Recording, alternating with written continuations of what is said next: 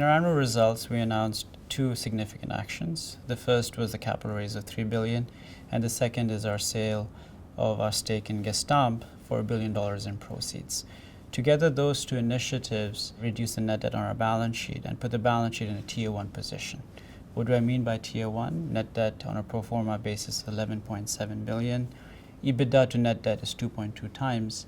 There are very few steel companies in the world which have a balance sheet of that strength today. This allows the company, the whole management team, the employees to focus on the most important priority, which is delivering Action 2020. That clearly is the number one priority because it creates significant value to all stakeholders.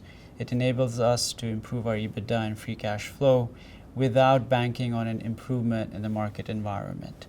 So it's actions that we generate which are unique to ArcelorMittal and not able to the competitive landscape.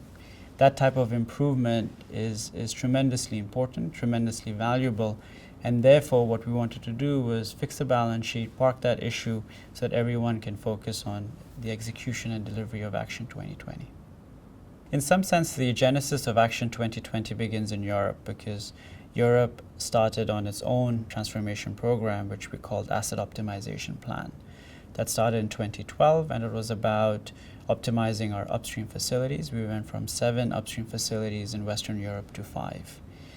The Action 2020 program in terms of Europe is similar in nature, but is focused on the downstream side of our European business. We still have a lot of downstream facilities in Europe, and we can cluster them, reduce the SG&A cost per facility, maximize productivity and quality of our downstream operations. The second opportunity in Europe is in our purchasing and finance organization. There is a certain degree of centralization, but we can take it to the next level, which will provide further savings.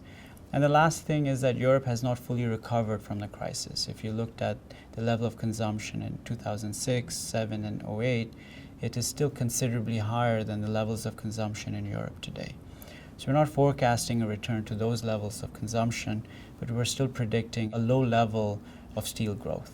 And so those are the 3 key factors which will deliver the gains in terms of the European perimeter for Action 2020.